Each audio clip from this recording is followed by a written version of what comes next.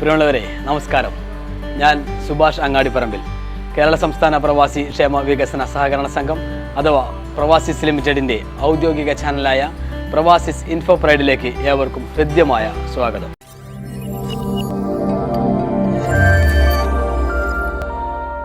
പ്രവാസികൾക്ക് ഇൻഫോർമേറ്റീവായ ഒത്തിരി കാര്യങ്ങൾ ഞങ്ങൾ പ്രവാസിസ് ഇൻഫോ പ്രൈഡിലൂടെ നിങ്ങളിലേക്ക് എത്തിക്കുകയുണ്ടായി. ഓരോ പ്രവാസികളെയും സംരംഭകരാക്കുക എന്നതാണ് ഞങ്ങളുടെ മറ്റൊരു ലക്ഷ്യം. ആയതുകൊണ്ട് തന്നെ പ്രവാസിസ് ലിമിറ്റഡും പ്രവാസിസ് അക്കാദമിയും പ്രവാസിസ് സംഘവും സംയുക്തമായി സംഘടിപ്പിച്ച പ്രവാസി പുനരധിവാസം അന്താരാഷ്ട്ര വെബിനാറിൽ ഏകദേശം 100-ൽ പരം സംരംഭകത്വ സാധ്യതകൾ വിദഗ്ധർ പരിചയപ്പെടുത്തുകയുണ്ടായി.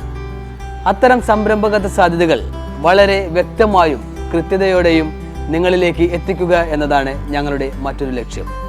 ആയതുകൊണ്ട് തന്നെ ഞങ്ങളുടെ ചാനൽ ഇതുവരെ സബ്സ്ക്രൈബ് ചെയ്യാത്തവർ എത്രയും പെട്ടെന്ന് സബ്സ്ക്രൈബ് ചെയ്യുക. മറ്റുള്ളവരിലേക്ക് ഷെയർ ചെയ്യുന്നതോടൊപ്പം തന്നെ ഞങ്ങളുടെ ചാനൽ ലൈക്കും ചെയ്യുക. പൊതുവെ മലയാളികളുടെ ഒരു സ്വഭാവമാണ് വിജയിച്ച സംരംഭങ്ങൾ വീണ്ടും വീണ്ടും തുടങ്ങുക എന്നത്.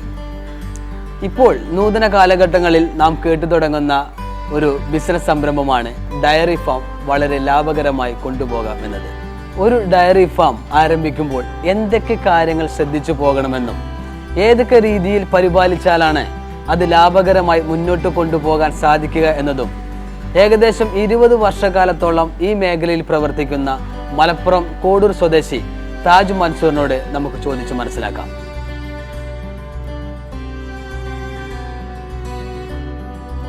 അദ്ദേഹത്തിന് 2013-2014 കാലഘട്ടങ്ങളിൽ ജില്ലയിലെ മികച്ച ക്ഷീര കർഷകനുള്ള അവാർഡും അതോടൊപ്പം തന്നെ 2014-2015 കാമധേനു അവാർഡും ലഭിക്കുകയുണ്ടായി.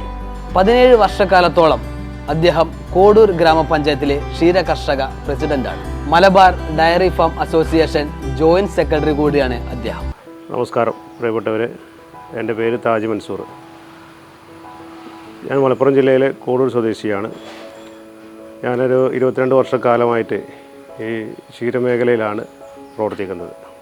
എൻ്റെ ഫാമിലി ബാക്ക്ഗ്രൗണ്ടും ഒരു പരമ്പരാഗതമായിട്ട് കർഷക കുടുംബമാണ്. എൻ്റെ ഉപ്പൻ്റെ ഉപ്പ തൊട്ട് തുടങ്ങിയ ഒരു സംരംഭമാണ് കാലി വളർത്തൽ.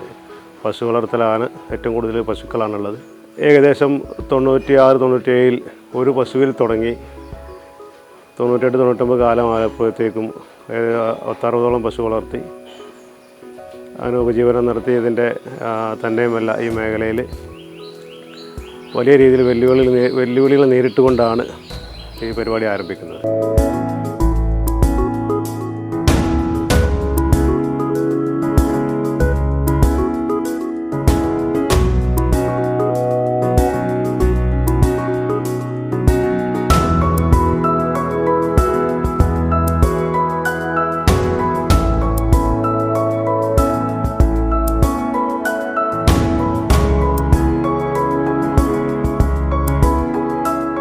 നമുക്കറിയാം, ഈ ക്ഷീരമേഖലയിൽ ഒട്ടനവധി പ്രതിസന്ധികളുണ്ടെങ്കിലും ഇന്ന് കേരളത്തിൽ ഒരുപാട് സാധ്യതകൾ ഇതിന് ഉണ്ട് എന്നുള്ളതാണ്. കാരണം പാലിൻ്റെ നമ്മുടെ ഉപഭോക്താക്കളുടെ എണ്ണം കേരളത്തെ സംബന്ധിച്ച് ഏകദേശം മിൽമ തന്നെ ഒരു 7 ലക്ഷം ലിറ്ററോളം പാലാണ് സംഭരിക്കുന്നത്. ഇവിടുത്തെ ആവശ്യകത എന്ന് പറഞ്ഞാൽ അത് ഏകദേശം 10-25 ലക്ഷത്തോളം ലിറ്ററിൻ്റെ ആവശ്യം നമുക്കുണ്ട്. അത് പുറമേ നിന്നാണ് പാലുകൾ വന്നുകൊണ്ടിരിക്കുന്നത്. അത് ഒരു വിവിധ കമ്പനിയുടെ മിൽമ അല്ലാത്ത തന്നെ വിവിധ ബ്രാൻഡുകളായിട്ട് പല കമ്പനിയുടെ പാലുകളും കേരളത്തിലേക്ക് ഒഴുകിക്കൊണ്ടിരിക്കുന്നത്. ഞാൻ പറഞ്ഞു വരുന്നത്, ഇവിടെ ഈ മേഖലയിൽ ഒരുപാട് സാധ്യതകളുണ്ട്. ഇതിൽ ഈ നമ്മുടെ ക്ഷീരമേഖലയ്ക്ക് സ്വയം പര്യാപ്തതയിലേക്ക് കൊണ്ടുവരുന്നതിന് വേണ്ടി, ക്ഷീരമേഖലയെ സ്വയം പര്യാപ്തതയിലേക്ക് കൊണ്ടുവരുന്നതിന് വേണ്ടി ഇത്തരത്തിലുള്ള നല്ല സംഭാവനകൾ ഓരോ ചെറുകിട യൂണിറ്റുകളാക്കിയിട്ട് ഫാമുകൾ നടത്തുന്നതിൽ നിന്ന് ഒരുപാട് ധനസഹായങ്ങൾ കിട്ടുന്നുണ്ട്. അതിന് തീറ്റപ്പുല്ല് തൊട്ട് അതിൻ്റെ അടിസ്ഥാനമായിട്ടുള്ളൊരു വിഷയം എന്ന് പറഞ്ഞാൽ തീറ്റപ്പുൽ കൃഷി ചെയ്യുകയാണ്. ഏറ്റവും ആദ്യം ചെയ്യേണ്ടത് പുൽകൃഷി വ്യാപകമായിട്ട് ചെയ്യണം. നമുക്കൊരു 10 പശു ഉണ്ടെങ്കിൽ ഏകദേശം 10 പശുവിനെ വളർത്തുന്ന ചെറിയ യൂണിറ്റ് നടത്തണമെങ്കിൽ ഒരു 2 ഏക്കറെങ്കിലും മിനിമം പുൽകൃഷി തയ്യാറാക്കണം. ഈ പുൽകൃഷി തയ്യാറാക്കിയതിന് ശേഷം നമ്മൾ ഈ മേഖലയിലേക്ക് വരാൻ പാടുള്ളൂ. കാരണം ഉൽപ്പാദന ചെലവ് കൂടിയത് കൊണ്ടാണ് ഇന്ന് ക്ഷീരമേഖലയിൽ വളരെയധികം പ്രതിഷേധി. ഉൽപ്പാദന ചെലവ് എന്ന് പറയുമ്പോൾ അതിൻ്റെ നമുക്ക് എല്ലാ സാധനങ്ങളും കേരളത്തിൽ നിന്ന് പുറമേ നിന്ന് വന്നിട്ട് വേണം. കാലിത്തീറ്റ ആയിക്കോട്ടെ, കൈത്തീറ്റകളായിക്കോട്ടെ, പിണ്ണാക്ക്, അതുപോലെ തന്നെ തവിട് ഒന്നും നമ്മളിവിടെ ഉൽപ്പാദിപ്പിക്കുന്നതായിട്ടില്ല. അപ്പോൾ ഇത് കേവലം പുല്ലെങ്കിലും നമ്മളിവിടെ നല്ല രീതിയിൽ ഉൽപ്പാദിപ്പിക്കാൻ കഴിയണം. ആ പുല്ല് ഉൽപ്പാദിപ്പിച്ചെങ്കിൽ മാത്രമേ നമുക്ക് ഈ മേഖല മുന്നോട്ട് കൊണ്ടുപോകാൻ കഴിയുള്ളൂ. തന്നെയുമല്ല, നിങ്ങൾക്ക് കുറച്ച് പിന്നെ ഇതിനെക്കുറിച്ച് അറിയണമെങ്കിൽ ഒരു ബൈ പ്രോഡക്റ്റ്, അതായത് ഉപോൽപ്പന്നങ്ങൾ ഉണ്ടാക്കുന്നതിനെ കുറിച്ചും കൂടെ നല്ല രീതിയിൽ പിന്നെ നമ്മൾ ഈ വരുന്ന കർഷകരെ ഇതിലേക്ക് തന്നെ ആകർഷിക്കുന്ന രീതിയിൽ ഇന്നിപ്പോൾ കേരളത്തിൽ തന്നെ നമുക്ക് നമ്മുടെ മലപ്പുറം ജില്ലയിലും കോഴിക്കോട് ജില്ലയിലും ഒക്കെ ജില്ലാ ട്രെയിനിങ് സെൻറ്റർ വഴി ക്ഷീരവികസന വകുപ്പിൻ്റെ കീഴിൽ അതായത് മൂല്യവർദ്ധിത ഉൽപ്പന്നങ്ങൾ ഉണ്ടാക്കുന്നതിനെ കുറിച്ച് പല ക്ലാസ്സുകളും നമ്മളെ ഉദ്യോഗസ്ഥർ നമുക്ക് പഠിപ്പിച്ചു തരുന്നുണ്ട്. അപ്പോൾ അത് നിർബന്ധമായിട്ടും ആദ്യം നിങ്ങളൊന്ന് പിന്നെ ആ ട്രെയിനിങ്ങിൽ പങ്കെടുക്കണം. കാരണം ഇതിൽ നിന്ന് ഉണ്ടാക്കുന്ന ഉൽപ്പന്നം പാല് മാത്രം വിറ്റുകൊണ്ട് ഈ മേഖലയെ മുന്നോട്ട് കൊണ്ടുപോകാൻ ഒരിക്കലും സാധിക്കുന്നില്ല. നമുക്കറിയാം, ഇന്ന് ഒരു ലിറ്റർ പാൽ ഉൽപ്പാദിപ്പിക്കണമെങ്കിൽ ഏകദേശം പിന്നെ നമ്മുടെ മിൽമയും ഡിപ്പാർട്ട്മെൻറ്റും ഒക്കെ ഒരു കമ്മീഷൻ നിയമിച്ചു. അവർ പറഞ്ഞ കണക്കനുസരിച്ച് ഒരു ലിറ്റർ പാലിന് 40 രൂപയോളം ഉൽപ്പാദന ചെലവ് വരുന്നുണ്ട്. ആ സന്ദർഭത്തിൽ നമ്മൾ സൊസൈറ്റികൾക്ക് കൂടി കിട്ടുന്ന വില ഏകദേശം 33 രൂപ മുതൽ 37 രൂപ വരെയാണ് സൊസൈറ്റിയിൽ കിട്ടുന്നത്. അതിൽ നിന്ന് നമുക്ക് സർപ്ലസ് നമ്മൾ കയ്യിൽ ആവശ്യം കഴിഞ്ഞ് ബാക്കിയുള്ള പാൽ സംഘത്തിൽ കൊടുക്കുക എന്നുള്ളതല്ലാതെ മുഴുവൻ പാലും സംഘത്തിൽ അളന്നാൽ നമുക്ക് ഈ ചിലവുകൾ കൂട്ടിമുട്ടിക്കാൻ സാധിക്കാതെ വരും. അപ്പോൾ ഞാൻ പറഞ്ഞു വന്നത് അതിൻ്റെ ഉപോൽപ്പന്നങ്ങൾ ഉണ്ടാക്കുന്നതിൻ്റെ കാര്യത്തിലും നമ്മൾ കർഷകർ പര്യാപ്തരാവണം. അതിന് വേണ്ടിയിട്ട് അതിന് വേണ്ട കാര്യങ്ങളും നിർദ്ദേശങ്ങളും നിങ്ങൾ വേണ്ട മേഖലയിൽ നിന്നും ശേഖരിച്ചെടുക്കണം. അതിൻ്റെ ഒരു ഭാഗമാണ് പറഞ്ഞ ട്രെയിനിങ് സെൻറ്റർ. ഇന്ന് നമ്മുടെ ഈ പ്രതിസന്ധി മറികടക്കണമെങ്കിൽ മൂല്യവർദ്ധിത ഉൽപ്പന്നങ്ങളെ കുറിച്ച് കൂടുതൽ അറിയണമെങ്കിൽ നിങ്ങൾക്ക് എന്തായാലും പത്രമാധ്യമങ്ങളുടെയൊക്കെ വിവരങ്ങൾ കിട്ടും. അതുതന്നെയുമല്ല, തൊട്ടടുത്തുള്ള നിങ്ങൾ താമസിക്കുന്നതിൻ്റെ തൊട്ടടുത്ത് ഏത് ബ്ലോക്കിലാണ് ആ ബ്ലോക്കിനകത്ത് ഒരു ക്ഷീരവികസന വകുപ്പിൻ്റെ യൂണിറ്റ് ഓഫീസുണ്ട്. ആ യൂണിറ്റ് ഓഫീസിലോ അല്ലെങ്കിൽ ജില്ലാ കേന്ദ്രങ്ങളിൽ നമുക്ക് ക്ഷീരവികസന വകുപ്പ് ഡെപ്യൂട്ടി ഡയറക്ടറുടെ കാര്യാലയമുണ്ട്. അവിടെ ചെന്നാലും നമുക്ക് ഇതിൻ്റെ വിശദമായ വിവരങ്ങൾ അറിയാം. ഇതിന് പുൽകൃഷി തൊട്ട്, അതായത് ഡയറി ഫാം പ്രൊമോട്ടർ ഉണ്ട്, അതുപോലെ QCO ക്വാളിറ്റി കൺട്രോൾ ഓഫീസറുണ്ട്, ഡയറി എക്സ്റ്റൻഷൻ ഓഫീസറുണ്ട്. ഇവരോടൊക്കെ നമുക്ക് കാര്യങ്ങൾ ചോദിച്ച് അന്വേഷിച്ച് മനസ്സിലാക്കി ഈ ട്രെയിനിങ് സെൻറ്ററുകൾ വഴി പിന്നെ ക്ലാസ്സുകൾ നിങ്ങൾ ഏറ്റവും ആദ്യം അറ്റൻഡ് ചെയ്യണം. അതായത് 2-3 ദിവസത്തെ ട്രെയിനിങ് ക്ലാസ് ആയിരിക്കും. അതിൽ നമുക്ക് പിന്നെ ഈ കേട്, അതായത് തൈര്, മോര്, വെണ്ണ, നെയ്യ്, അതുപോലെ തന്നെ ചീസ്, പനീർ അതുപോലെ തന്നെ ഉൽപ്പന്നങ്ങളായിട്ട് നല്ല മൂല്യവർദ്ധിത ഉൽപ്പന്നങ്ങളായിട്ടുള്ള വാല്യൂ ആഡഡ് പ്രോഡക്റ്റ് ആയിട്ടുള്ള യോഗട്ട്, പിന്നെ ചീസ്, പിന്നെ അങ്ങനെ ഒരുപാട് സാധനങ്ങൾ നമുക്ക് ഇതിന് ഉൽപ്പാദിപ്പിക്കാൻ കഴിയും. അതിന് പനീർ മസാല, പനീർ കൊണ്ടുണ്ടാക്കുന്ന അച്ചാർ, ഇതെല്ലാം നമ്മുടെ ഇതിന് പ്രാവീണ്യം നേടിയിട്ടുള്ള ഉദ്യോഗസ്ഥർ നമുക്കിന്നുണ്ട് ഹെൽപ്പ് ചെയ്യാൻ. അപ്പോൾ ഇതൊക്കെ വേണം തുടക്കത്തിൽ ചെയ്യാൻ. പിന്നെ മാത്രമല്ല, നിങ്ങൾക്ക് സ്വന്തമായിട്ട് ലോക്കൽ സെയിൽ ചെയ്യാനും കൂടി കുറച്ച് തയ്യാറാണ്. അതായത് നമ്മുടെ സമീപ പ്രദേശത്തുള്ള സ്കൂളുകൾ കേന്ദ്രീകരിച്ച് പാൽ വിൽപ്പന നടത്താൻ സാഹചര്യം ഉണ്ടെന്ന്, അതുപോലെ തന്നെ അംഗനവാടി കേന്ദ്രീകരിച്ച് പാൽ വിൽപ്പന നടത്താൻ സംവിധാനമുണ്ട്. പിന്നെ വീടുകളിലൂടെ നല്ല പാല്, അതായത് മായം കലരാത്ത ഫാം ഫ്രഷ് മിൽക്കായിട്ട് നിങ്ങൾ കൊണ്ടു കൊടുക്കുകയാണെങ്കിൽ നല്ല സാധ്യതകളുണ്ട്. അതായത് പുറമെ നിന്നും പാക്കറ്റുകളിൽ നിന്ന് വേറെ വിലാസമില്ലാത്ത പാല് വരെ വരുന്ന കാലം. അപ്പോൾ നമുക്ക് ഈ തൊട്ടടുത്തൊക്കെ ഒരുപാട് അഡൾട്രേഷൻ ഉണ്ടായിട്ട് ഞാൻ തന്നെ ഒരു 5-6 പാല് സാമ്പിൾ പരിശോധിച്ചിട്ട് പിന്നെ FSSAI ഡിപ്പാർട്ട്മെൻറ്റ് കൊടുക്കുകയും അത് പരിശോധനയുടെ അടിസ്ഥാനത്തിൽ അതിൽ കണ്ടെത്തിയ മായം വളരെ വലുതാണ്. ഞെട്ടിപ്പിക്കുന്ന വാർത്തകൾ. അതായത് പിന്നെ മാൾട്ടോഡെക്സിൻ അടക്കമുള്ള ഫോർമാലിൻ, മാൾട്ടോഡെക്സിൻ ന്യൂട്രലൈസർ, പാലിൻ്റെ പേരുകൾ ഞാൻ ഇപ്പോൾ പറയുന്നില്ല. കാരണം അത് അത്രയും ഈ കാര്യങ്ങൾ ജനങ്ങളിലേക്ക് ബോധവാന്മാരാക്കണം. നമുക്കറിയാം, കിഡ്നി ഫെയിലിയറാണ് ഏറ്റവും കൂടുതൽ നമുക്ക് അനുഭവിച്ചുകൊണ്ട് നമ്മുടെ ഫാമിലി വരെ ഒന്ന് സംഭവിച്ചു കഴിഞ്ഞു. അപ്പോൾ അത് അതിവിദൂരമല്ല. അപ്പോൾ ഇതിനൊക്കെ നമ്മൾ ഇതൊരു സേവനം കൂടിയാണ്. കർഷകർ ഇങ്ങനെ ഒരു ലെവലിലേക്ക് വന്നു കഴിഞ്ഞാൽ നമ്മുടെ സമൂഹത്തിൻ്റെ ആരോഗ്യം കൂടി സംരക്ഷിക്കുക എന്നുള്ളൊരു ദൗത്യം കൂടി ഇതിനകത്തുണ്ട്. മലപ്പുറം ജില്ലയിലുള്ള പുതുസംരംഭകരാണെങ്കിൽ മലപ്പുറം ജില്ലക്കാർക്ക് ഇന്ന് കോഴിക്കോട് നടുവട്ടത്താണ് ട്രെയിനിങ് സെൻറ്റർ ഏറ്റവും തൊട്ടടുത്തുള്ളത്. പിന്നെ ഒന്ന് മലമ്പുഴയിലാണ്. ഇപ്പോൾ നമ്മുടെ ആദവനാട് കഞ്ഞിപ്പുരയിൽ പുതിയ സെൻറ്റർ തുടങ്ങിയിട്ടുണ്ട്. അവിടെയും ബന്ധപ്പെട്ടാൽ നിങ്ങൾക്ക് അതിനായിട്ട് വേണ്ട കാര്യങ്ങൾ, നിർദ്ദേശങ്ങൾ എല്ലാം കിട്ടും. പിന്നെ അതുപോലെ തന്നെ വിവിധ നമ്മുടെ ജില്ലയിൽ പ്രവർത്തിക്കുന്ന, നന്നായിട്ട് ആക്റ്റീവായി പ്രവർത്തിക്കുന്ന സൊസൈറ്റികൾ, പിന്നെ അതുപോലെ തന്നെ ചെറുകിട ഫാമുകൾ, ഇതെല്ലാം സന്ദർശിച്ച് കഴിഞ്ഞാൽ ആദ്യം തുടക്കത്തിൽ നമ്മൾ ഒരൊറ്റയടിക്ക് എടുത്ത് നമ്മളൊരു ഫാമിലേക്ക് ഇറങ്ങാൻ പാടില്ല. ആദ്യം ഇതിൻ്റെ ബേസിക് എന്താണ്, എങ്ങനെയാണ് പശുവിനെ തിരഞ്ഞെടുക്കുന്നത്, അതുമുതൽ ഞാൻ ആദ്യം പറഞ്ഞു പുൽകൃഷിയെ കുറിച്ച് അറിയണം. പുൽകൃഷിന്ന് വെറൈറ്റികളിൽ CO3, CO4, CO5, super Napier, red Napier, ഇങ്ങനെ ഒരുപാട് പുൽ വെറൈറ്റികളുണ്ട്. ആ പുല്ലിൻ്റെ വെറൈറ്റി, ഓരോ പുല്ലിനും ഓരോ ഗുണങ്ങളുണ്ട്. അപ്പോൾ മിക്സ്ഡ് ആയിട്ട് കൃഷി ആയിരിക്കും നല്ലത്. കാരണം നമുക്കിന്ന് തീറ്റച്ചെലവ് കൂടിയ സാഹചര്യത്തിൽ ഇപ്പോൾ സൈലേജ് അടക്കമുള്ള സാധനം നമുക്ക് ഉണ്ടാക്കുന്നത്. സൈലേജ് എന്ന് പറയുമ്പോൾ ഒരു പുല്ലും ചോളം മിക്സ് ചെയ്തിട്ട് കട്ട് ചെയ്ത് അതിനെ ഒരു സൈലേജ് പിറ്റ് ഉണ്ടാക്കുക, അല്ലെങ്കിൽ ഡ്രമ്മ് നല്ല വലിയ, ഞാനിപ്പോൾ ഇതിൽ കാണുന്നുണ്ട് ഇവിടെ ഈ ഡ്രമ്മ് രൂപത്തിൽ, ഡ്രമ്മിൽ 200 ലിറ്റർ ഡ്രമ്മ് വാങ്ങിയിട്ട് അതിനകത്ത് പുല്ലിനെ ചോപ്പ് ചെയ്തിട്ട് ശർക്കരയും ഉപ്പും ലായനി ചേർത്ത് കലക്കി മിക്സ് ചെയ്ത് ഒരു 10-20 ദിവസം വെച്ച് കഴിഞ്ഞാൽ നല്ലൊരു കാലിത്തീറ്റ ഉപയോഗിക്കാം. അപ്പോൾ ഇതൊക്കെ നമ്മൾ പഠിക്കേണ്ട കാര്യങ്ങളാണ്. ഇതെല്ലാം ആ ട്രെയിനിങ് സെൻറ്ററിൽ പോയാൽ നമുക്ക് കിട്ടും. പിന്നെ ഇതിൻ്റെ സാമ്പത്തിക സഹായങ്ങളെന്ന് പറയുമ്പോൾ നമുക്ക് സഹകരണ മേഖലയിൽ ഇപ്പോൾ സഹകരണ ബാങ്കുകൾ നല്ല രീതിയിൽ സഹായമുണ്ട്. ഇപ്പോൾ ഞാൻ കോടൂർ സംബന്ധിച്ചതിലേക്ക് എടുത്തു പറയാൻ പറ്റും. കോടൂർ സർവീസ് സഹകരണ ബാങ്ക് നല്ല രീതിയിൽ പലിശരഹിത വായ്പകളും ആ സംഘത്തിൽ അളക്കുന്ന കർഷകർക്ക് ഓരോ പശുവിനെ വാങ്ങിക്കുന്നതിന് 50,000 മുതൽ 60,000 രൂപ വരെ പലിശരഹിത വായ്പ കിട്ടുന്നുണ്ട്. അപ്പോൾ അങ്ങനെ സഹകരണ മേഖലയിൽ നിങ്ങൾക്ക് തിരഞ്ഞെടുക്കാം. അതുപോലെ തന്നെ അവിടെ മറ്റൊരുപാട് സഹകരണമായിട്ട് പ്രവാസി ബാങ്കോ അങ്ങനെ ഏത് ബാങ്കിനോ വേണമെങ്കിലും നിങ്ങൾക്ക് ഇതിനെ ചൂസ് ചെയ്യാൻ പറ്റും. അതുപോലെ തന്നെ വലിയ രീതിയിൽ ഇപ്പോൾ മുദ്രാ ലോൺ വന്നിട്ടുണ്ട്. മുദ്രാ ലോൺ SBI വഴി മുദ്രാ ലോൺ ആയത് ഈട് വേണ്ട എന്നുള്ളതാണ്. ഞാനത് ട്രൈ ചെയ്തിട്ടില്ല. KCC ഓൾറെഡി ഞാൻ എൻ്റെ അടുത്തുണ്ട്. ഒരു KCC ലോണ് സൗത്ത് മലബാർ ഗ്രാമീണ ബാങ്ക്, കേരള ഗ്രാമീണ ബാങ്കുമായിട്ട് ബന്ധപ്പെട്ട് KCC ലോൺ നമുക്ക് കിട്ടും. ആ KCC പിന്നെ ഏകദേശം 10 പശുവിനുണ്ടെങ്കിലും എത്ര പശുവാണ് അതിന് അനുവാദമായിട്ടുള്ള ഒരു ലോൺ അവർ ശരിയാക്കി തരും. വലിയൊരു എമൗണ്ട് കിട്ടണമെങ്കിൽ നിങ്ങൾക്ക് പിന്നെ എന്തെങ്കിലും സെക്യൂരിറ്റി എല്ലാം കൊടുത്തിട്ട് ചെയ്യേണ്ടതായിരിക്കും. ഇപ്പോൾ ഈ മുദ്രാ ലോണിനെ കുറിച്ചാണ് നിങ്ങൾ ആദ്യം SBIയിലെ ഉദ്യോഗസ്ഥരായിട്ട് ബന്ധപ്പെടുക. 10 ലക്ഷം രൂപ കിട്ടും അതിന്. പിന്നെ നമ്മുടെ ഡിപ്പാർട്ട്മെൻറ്റ് തലത്തിൽ സർക്കാരിൻ്റെ തന്നെ ഒരു MSTP പദ്ധതി ഉണ്ട്, മിൽക്ക് ഷെഡ് ഡെവലപ്മെൻറ്റ് പദ്ധതി. അതുവഴി പിന്നെ ഒരു കർഷകന് 10 പശുവിനെ വാങ്ങിക്കുന്നതിന് 3.5 ലക്ഷം രൂപ വരെ തിരിച്ചടക്കാത്തൊരു വായ്പ കിട്ടുന്ന സംവിധാനമുണ്ട്. 10 പശുവിനെ വാങ്ങിക്കണം, ബാക്കി ക്യാഷ് നമ്മൾ മുടക്കണം. 3,50,000 രൂപ ഡിപ്പാർട്ട്മെൻറ്റ് തരും. ഇപ്പോൾ അതും ഉൾപ്പെടുത്താവുന്നതാണ്. അതുപോലെ തന്നെ അതിൽ ചെറുകിട കർഷകർക്ക് 5 പശുവിനെ വളർത്തുന്നവർക്ക് അതിൻ്റെ പകുതി പൈസ കിട്ടും. അങ്ങനെ ഒരു പശുവിന് ഏകദേശം 35,000 രൂപയാണ് എൻ്റെ ധനസഹായം.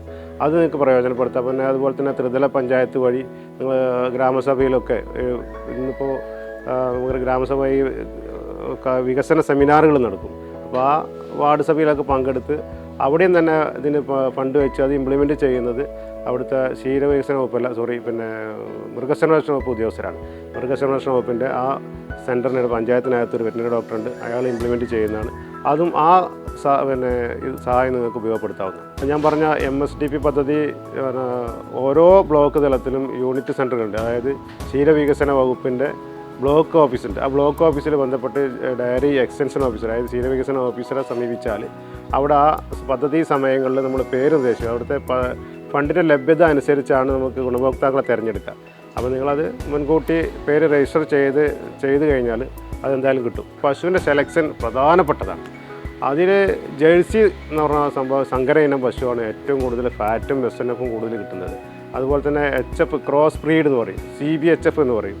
പിന്നെ നമ്മുടെ തനതായ ജൻസാണ് നമ്മുടെ സുനന്ദിനി. അതൊക്കെ നല്ല അത്യാവശ്യം പശുവിന് നല്ല ഈൽഡും കിട്ടും, പ്രതിരോധശേഷി കൂടുതലാണ്. പ്യൂർ HF നല്ല ഒരുപാട് അത്യുൽപാദന ശേഷിയുള്ള പശുവാണ്. അതിന് പാൽ ഒരുപാട് കിട്ടുമെങ്കിലും അതിൻ്റേതായ പ്രതിരോധശേഷിയായിട്ട് ബന്ധപ്പെട്ട് അതിൻ്റെ അസുഖങ്ങൾ നമ്മൾ നിരന്തരം നമ്മുടെ അലട്ടിക്കൊണ്ടിരിക്കും.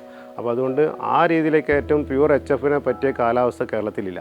പിന്നെ മിസ്റ്റൊക്കെ ഫിറ്റ് ചെയ്ത് ഹൈടെക് ഫാം ആക്കണമെങ്കിൽ വലിയൊരു എമൗണ്ട് പിന്നെ നിങ്ങൾക്ക് ചിലവാക്കേണ്ടി വരും. അതിലേക്ക് പിന്നീട് കിടക്കുക. നിങ്ങൾ തുടക്കക്കാരെന്നുള്ള നിലക്ക് ഞാൻ പറഞ്ഞ രീതിയിലായിരിക്കും എൻ്റെ ഒരു വലിയ അഭിപ്രായം. അങ്ങനെയാണ് ഇത് പിന്നെ ജേഴ്സി അതുപോലെ തന്നെ CBHF ക്രോസ് ബ്രീഡ്, സിസ് ബ്രൗൺ അങ്ങനത്തെ സങ്കര ഇനം പശുക്കളാണ് ഏറ്റവും നല്ലത്. പിന്നെ ഇതിൻ്റെ ഷെഡ് നിർമ്മിക്കുന്ന കാര്യത്തിൽ കാലിത്തൊഴുത്ത് നിർമ്മിക്കുമ്പോൾ നമ്മൾ പരമാവധി അതിനൊരു ഉയരം കൊടുക്കണം. ഉയരം കൊടുത്തിട്ട് അതുപോലെ തന്നെ ഷെഡിൻ്റെ ലാൻഡ് റെഡിയാക്കുമ്പോൾ എപ്പോഴും കുറച്ച് ഉയരം, നമ്മളൊരു ലാൻഡിൻ്റെ ഭൂമി ഏകദേശം ഒരു 1 ഏക്കർ ഭൂമി ഉണ്ടെങ്കിൽ അതിൻ്റെ ഉയർന്ന പ്രദേശത്താണ് നമ്മൾ തൊഴുത്ത് നിർമ്മിക്കേണ്ടത്. കാരണം അതിൽ നിന്ന് വെള്ളം പിന്നെ തൊഴുത്തിൽ നിന്നും വാഷ് ചെയ്ത് പോകുന്ന വെള്ളം സ്ലറിയും ഇതെല്ലാം ഓട്ടോമാറ്റിക്കലി പോകണമെങ്കിലും അത് നമുക്കൊരു പമ്പിങ് സിസ്റ്റം അല്ലാതെ തന്നെ താഴോട്ട് പുൽകൃഷി ഉണ്ടാക്കുന്നതിലേക്ക് പോകണമെങ്കിൽ അതിന് പറ്റിയ സ്ഥലം ആദ്യം തിരഞ്ഞെടുക്കുക. അങ്ങനത്തെ സ്ഥലമാണ്. നിരപ്പായ സ്ഥലമാണെങ്കിൽ നമുക്കൊരു സ്ലറി ടാങ്ക് റെഡിയാക്കിയിട്ട് അതിനകത്ത് ഇതെല്ലാം കൂടി വെള്ളം സ്വരൂപിച്ച് സ്ലാബിട്ട് മൂടി അതിന് നമുക്ക് കൃഷിയിലേക്ക് അടിക്കുക. അപ്പോൾ ഞാൻ ഒരുപാട് കൃഷി ചെയ്യുന്നുണ്ട്. ഒരു 10-20ഓളം നെൽകൃഷി, സ്വന്തമായിട്ട് സ്ഥലം ഇല്ലെങ്കിലും പാട്ടത്തിന് സ്ഥലം എടുത്തിട്ട് നെൽകൃഷി ചെയ്യുന്നുണ്ട്. അപ്പോൾ ഞാൻ ഇതിൽ നിന്ന് എനിക്ക് കിട്ടുന്ന എൻ്റെ ഫാമിൽ നിന്ന് കിട്ടുന്ന ചാണകം മൂത്രമൊക്കെ ഉപയോഗിച്ച് ഇങ്ങനെ ഒരു നല്ലൊരു വളമായിട്ട് ഉപയോഗിക്കുന്നുണ്ട്. അതുപോലെ തന്നെ എനിക്ക് പിന്നെ രാസവളങ്ങളൊന്നും കൂടുതൽ ഉപയോഗിക്കേണ്ട ആവശ്യം വരുന്നില്ല. നല്ലൊരു ജൈവമായിട്ടുള്ള നെല്ലും വൈക്കോലിനെ നമുക്ക് പശുവിനും കൊടുക്കാം. അതിന് ഒരുപാട് ഗുണങ്ങളുണ്ട്. സ്വന്തം ഉൽപ്പാദിപ്പിക്കുമ്പോൾ പുറമേ നിന്ന് വന്ന വൈക്കോലിൽ എന്തൊക്കെ കീടനാശിനിയാണ് അടിച്ചിട്ട് നമുക്കറിയാൻ പറ്റില്ല. അപ്പോൾ അതും ആ നിലക്ക് നല്ല രീതിയിൽ ഇതിന് അനുബന്ധ കൃഷിയായിട്ട് നെൽകൃഷി നല്ല രീതിയിൽ കൊണ്ടുപോകാൻ പറ്റും. അതുപോലെ തന്നെ ഷെഡിൻ്റെ കാര്യത്തിലേക്ക് വരികയാണെങ്കിൽ ഷെഡ് നിങ്ങൾ എപ്പോഴും നല്ല ഉയരം മുകളിൽ മേൽക്കൂര ഓല മേഞ്ഞ ഷെഡിൻ്റെ മേലെ സിൽപോൾ ഷീറ്റ് വിരിച്ചാൽ ചിലവ് കുറവാണ്. പിന്നെ ഡ്രസ് വർക്ക് ചെയ്യുകയാണെങ്കിൽ വലിയൊരു സംഖ്യ വരും. പക്ഷെ അതൊരു ഒരുപാട് കാലത്തേക്ക് നിലനിൽക്കുന്നതാണ്. അത് നന്നായി മെയിൻറ്റെയിൻ ചെയ്ത് പെയിൻറ്റ് ചെയ്ത് റെഡിയാക്കുകയാണെങ്കിൽ നന്നായിട്ട് ഒരു ഡ്രസ് വർക്കും കുഴപ്പമൊന്നുമില്ല. ഞാൻ തുടക്കത്തിൽ നിങ്ങൾക്ക് ഒരു ചെറിയ ചിലവ് കുറഞ്ഞ ഷെഡാണ് നല്ലത്. ആ ഷെഡിന് ഏകദേശം നമുക്കൊരു പശുവിന് നിൽക്കാനുള്ള സ്ഥലം 6x4 അതിന് വേണ്ടത്. 6 അടി നീളവും 4 അടി വീതിയാണ് പശുവിന് നിൽക്കാനുള്ള സ്പേസ് വേണ്ടത്. അതിന് ബാക്കിലൂടെ പിന്നെ നമുക്കൊരു കറവേന്ദ്രം കൊണ്ട് പോകാനുള്ള സ്പേസും കൂടി ഒരു 4 അടി അധികം വെക്കണം. അങ്ങനെ 6x4 10 അടി ഉണ്ടായി കഴിഞ്ഞാൽ ഒരു തൊഴുത്തിൻ്റെ സ്പേസായി. പിന്നെ കുറച്ചും കൂടിയും പിന്നെ നല്ല രീതിയിൽ പറയുകയാണെങ്കിൽ ശാസ്ത്രീയമായിട്ട് പറയുകയാണെങ്കിൽ ടൈൽ ടു ടൈലാണ് നിങ്ങൾ തിരഞ്ഞെടുക്കേണ്ടത്. ഒരു ഫാം കെട്ടുമ്പോൾ ടൈൽ ടു ടൈൽ പറഞ്ഞാൽ പശുവിൻ്റെ ബാക്ക് ടു ബാക്ക്, അതായത് ഫേസ് ടു ഫേസ് ആകുമ്പോൾ നിങ്ങളുടെ അസുഖങ്ങൾ എന്തെങ്കിലും മറ്റുള്ള ഈ പകർച്ചവ്യാധികളൊക്കെ ഉള്ള സമയത്ത് പെട്ടെന്ന് പടർന്ന് പിടിക്കാൻ സാധ്യതയുള്ളതുകൊണ്ട് ടൈൽ ടു ടൈലാണ് ഏറ്റവും നല്ലത്. ഈ ടൈൽ ടു ടൈലിൽ പിന്നെ നിങ്ങൾ ശ്രദ്ധിക്കേണ്ട കാര്യം പശുവിൻ്റെ ബാക്കിലൂടെ നമുക്ക് വളരെ നിഷ്പ്രയാസം നടന്നു പോകാൻ പറ്റും. ആ പശുവിനെ പരിചരിക്കുന്നതിന് 2 സൈഡും കറവേന്ദ്രം നമുക്ക് ഘടിപ്പിക്കുകയാണെങ്കിൽ ഇപ്പോൾ ഡബിൾ ബക്കറ്റുള്ളതാണ് ഒരൊറ്റ മെഷീൻ കൊണ്ട് തന്നെ 2 സൈഡ് ഒരേ സമയത്ത് പശുവിൻ്റെ അകലിലേക്ക് കറവേന്ദ്രം പിടിപ്പിക്കാൻ പറ്റും. അതാണ് ടൈൽ ടൈലിൻ്റെ പ്രത്യേകത. പിന്നെ അതുപോലെ തന്നെ അത് ക്ലീൻ ചെയ്യുന്ന ലാബേഴ്സിന് പിന്നെ നമ്മൾ ട്രോളി ഒരു ഉന്തുവണ്ടി ഒരു അർബാന ഉണ്ടെങ്കിൽ ചാണകം അതിലേക്ക് വാരിയിട്ട് ഡിസ്പോസ് ചെയ്യാൻ സൗകര്യം. അതാണ് ഞാൻ ആ ടൈൽ ടു ടൈൽ എടുത്തു പറയാൻ കാരണം. പശുക്കളുടെ രോഗമാണ് ഒരു പ്രധാനപ്പെട്ട കോംപ്ലിക്കേറ്റഡ് ആയിട്ടുള്ളൊരു വിഷയം. രോഗലക്ഷണങ്ങൾ മനസ്സിലാക്കുക എന്ന് പറയുമ്പോൾ പിന്നെ ഒരു പശുവിനെ സംബന്ധിച്ച് ഒരു ഡൈജസ്റ്റിക് പ്രോബ്ലം ഉണ്ടാവും. അതുപോലെ തന്നെ അതിന് ഫീവർ വരാം, മനുഷ്യർക്കുള്ള പോലെ തന്നെ പിന്നെ ദഹനക്കേടും അതുപോലെ തന്നെ അകിട് വീക്കം, അങ്ങനെ ഒരുപാട് രോഗങ്ങൾ. ഇന്നിപ്പോൾ പിന്നെ മറ്റ് വലിയ രീതിയിൽ മാരകമായ രോഗങ്ങൾ വരുന്നത് തൈലേറിയ, അനാപ്ലാസ്മ ഇതെല്ലാം വേറുണ്ട്. അപ്പോൾ ഇതിനൊക്കെ നമുക്ക് എല്ലാം കൂടെ സാധാരണ കർഷകർ തിരിച്ചറിയാൻ കഴിഞ്ഞൊന്നും വരില്ല. പക്ഷേ എന്നാലും നമുക്കൊരു ഫസ്റ്റ് എയ്ഡ് നമ്മളെടുത്ത് വേണം. ഒരു അത്യാവശ്യ മരുന്നുകൾക്കുള്ള അത്യാവശ്യ രോഗങ്ങൾക്കുള്ള മരുന്ന് ഒരു കർഷകൻ നമ്മൾ കയ്യിലൊരു ഫസ്റ്റ് എയ്ഡ് ബോക്സ് വേണം. അതിൻ്റെ പിന്നെ പനിക്കുള്ള മരുന്ന് കയ്യിൽ കരുതി വെക്കണം. അതുപോലെ തന്നെ അകിട് വീക്കെന്ന് പറഞ്ഞാൽ ഇന്ന് അകിട് വീക്കം വന്ന പശു വന്നു കഴിഞ്ഞാൽ കർഷകന് താങ്ങാൻ പറ്റാത്തൊരു അസുഖമാണ്. അപ്പോൾ അതുകൊണ്ട് അതിന് വേണ്ട കാരണം പുറമെ തേക്കാനുള്ള മരുന്നുകൾ, അതുപോലെ തന്നെ ഒരുപാട് നാടൻ മരുന്നുകളും പ്രയോഗങ്ങളും ഇതിനുണ്ട്. അതായത് നമ്മൾ കറ്റാർ വാഴ നല്ലൊരു മരുന്നാണ്. കറ്റാർ വാഴയൊക്കെ പിന്നെ കൃഷി ചെയ്തുണ്ടാക്കുക. അതുപോലെ തന്നെ ഞാനിപ്പോൾ എൻ്റെ ബാഗിൽ കാണുന്നത് മറ്റേ ഇതാണ് തിപ്പല്ലി, അതുപോലെ തന്നെ മുറിയൂട്ടി, ഇങ്ങനെ ഒരുപാട് സാധനം നമുക്ക് തന്നെ ഇവിടെ സ്വയം അറിഞ്ഞ് മനസ്സിലാക്കി കഴിഞ്ഞാൽ ഒരുപാട് ചികിത്സിക്കാനുള്ള മരുന്നുകൾ നമ്മുടെ അടുത്തുണ്ടാവും. പിന്നെ അതുപോലെ തന്നെ അത്യാവശ്യം വേണ്ട കാര്യം നിങ്ങളൊരു വെറ്റിനറി ഡോക്ടറുടെ നല്ലൊരു സേവനം എപ്പോഴും കിട്ടണം. നിങ്ങൾക്ക് ഏത് സമയത്തും വിളിച്ചാൽ കിട്ടുന്ന രീതിയിൽ പശുവിൻ്റെ പ്രസവം വരുന്ന സമയത്ത്, അതുപോലെ തന്നെ കാൽസ്യത്തിൻ്റെ ഡെഫിഷ്യൻസി വന്നു കഴിഞ്ഞാൽ പശു വീഴും, ഇങ്ങനെ പല രോഗങ്ങളും ഇതിലേക്ക് പശുക്കൾക്ക് വരും. അതൊരു ക്രിട്ടിക്കൽ ഏരിയ, അത് പ്രധാനമായും ശ്രദ്ധിക്കേണ്ട കാര്യമാണ്. പിന്നെ അതിൽ നല്ല വൃത്തി, തൊഴുത്ത് എന്ന് പറയുമ്പോൾ നല്ല വൃത്തി വേണം. ഹൈജീനിക് ആയിട്ടുള്ള തൊഴുത്ത് നിർബന്ധമായിട്ടും. ഇപ്പോൾ പുതിയതായിട്ടുണ്ടാക്കുന്ന ഇപ്പം ഞാനൊക്കെ ഉണ്ടാക്കിയത് ഒരുപാട് കാലം മുമ്പുള്ള തൊഴുത്താണ്, പിന്നെ ഒന്നും ചെയ്യാതെ അങ്ങനെ മെയിൻ ചെയ്ത് പോവാം. പക്ഷെ പുതുതായിട്ട് തൊഴുത്തുണ്ടാക്കുമ്പോൾ എനിക്ക് തന്നെ ഒരാളോട് നിർദ്ദേശിക്കാനുള്ളത് നിങ്ങൾ അത്യാവശ്യം ഉയരം കൂട്ടണം. അതിന് നല്ലോണം അതിൻ്റെ പുല്ലൂട്ടിയും കാര്യം ടൈല് പാകണം. തറയും നല്ല രീതിയിൽ ഉയർന്ന കോൺക്രീറ്റ് തറയും വെള്ളം ഒഴുകി ഓട്ടോമാറ്റിക്കലി താഴോട്ട് പോകാൻ പറ്റുന്ന രീതിയിലുള്ള കണ്ടീഷൻ ആയിരിക്കണം. പിന്നെ അതുപോലെ തന്നെ ഫാന് ഫിറ്റ് ചെയ്യണം. അതിൽ മിസ്റ്റ് കഴിയുമെങ്കിൽ മിസ്റ്റ് അടക്കം ഫിറ്റ് ചെയ്യാനുള്ള സംവിധാനം വേണം. ഓട്ടോമാറ്റിക് ഡ്രിങ്കർ വേണം. അതായത് വെള്ളം കുടിക്കുക, ഏത് സമയത്തും പശുവിന് വെള്ളം കുടിക്കാൻ വേണ്ടിയിട്ട് ഓട്ടോമാറ്റിക് ഡ്രിങ്കർ ഫിറ്റ് ചെയ്യാം. അത് പുല്ലൂട്ടി സെറ്റ് ചെയ്യുമ്പോൾ അതിൽ തന്നെ നിങ്ങൾക്ക് അതിൽ റെഡിയാക്കാൻ പറ്റും. ഫാമുകൾ സന്ദർശിക്കുക വഴി നിങ്ങൾക്ക് ഇതൊക്കെ മനസ്സിലാക്കാം. ഏതെങ്കിലും 1-2 ഫാം സന്ദർശിക്കുക. പിന്നെ രോഗത്തിൻ്റെ കാര്യം, ഈ തൈലേറിയ അനാപ്ലാസ്മ എന്ന് പറഞ്ഞ സാധനം, ഇതെല്ലാം മരുന്നുകൾ നമുക്ക് നമ്മുടെ വെറ്റിനറി ഡിസ്പെൻസറികളിൽ കിട്ടും. അപ്പോൾ അത് നിങ്ങൾ നിർബന്ധമായിട്ടും വെറ്റിനറി ഡിസ്പെൻസറികൾ വഴി പിന്നെ അവരോട് നിങ്ങൾക്ക് വേണ്ട അത്യാവശ്യം വേണ്ട മരുന്നുകളെക്കുറിച്ചൊക്കെ ആദ്യം ഡോക്ടറോട് ചോദിച്ചറിയാം എന്തൊക്കെയാണ് അസുഖങ്ങളാണ് ഇപ്പോൾ ഇതിൽ വരാൻ പോകുന്നത്. അത് സ്വാഭാവികമായിട്ടും ഒരു കർഷകത്തിലേക്ക് വരുമ്പോൾ തുടക്കക്കാരെന്നുള്ള നിലക്ക് അവനോട് നിർദ്ദേശിക്കുക, ഡോക്ടർക്ക് കുറേ കാര്യങ്ങൾ പറഞ്ഞു തരാനുണ്ടാവും. പിന്നെ നമ്മളും തന്നെ ഇതിലേക്ക് ഇൻവോൾവ് ആകുമ്പോൾ തന്നെയാണ് ഓരോ സമയങ്ങളിൽ ഓരോ രോഗങ്ങളെക്കുറിച്ച് ഫേസ് ചെയ്യുമ്പോൾ നമുക്ക് തന്നെ മനസ്സിലായിക്കോളും. അത്രേ ഉള്ളൂ ആ കാര്യത്തിൽ ശ്രദ്ധിക്കേണ്ടത്. നമുക്ക് വാണിജ്യ അടിസ്ഥാനത്തിൽ ഫാം തുടങ്ങണമെങ്കിൽ ഇന്ന് നമുക്കറിയാം ഒരുപാട് പ്രതിസന്ധികൾ വേറെയുണ്ട്. അതായത് ഇതിൻ്റെ ലാൻഡ് തിരഞ്ഞെടുക്കുമ്പോൾ തന്നെ ജനവാസ കേന്ദ്രത്തിൽ ആൾക്കാരിക്കാൻ ശ്രദ്ധിക്കണം. നിങ്ങൾ ജനവാസ കേന്ദ്രത്തിലാകുമ്പോൾ അതിന് പൊല്യൂഷൻ കൺട്രോൾ നമുക്ക് പെർമിഷൻ കിട്ടും. പൊല്യൂഷൻ കൺട്രോളിൻ്റെ പേപ്പർ കിട്ടാൻ പ്രയാസമാണ്. അപ്പോൾ അതിൽ ശ്രദ്ധിക്കേണ്ട കാര്യം എന്ന് പറയുമ്പോൾ പിന്നെ ലൈസൻസിൻ്റെ കാര്യം പറഞ്ഞാൽ പഞ്ചായത്തിൻ്റെ ലൈസൻസാണ് വേണ്ടത്.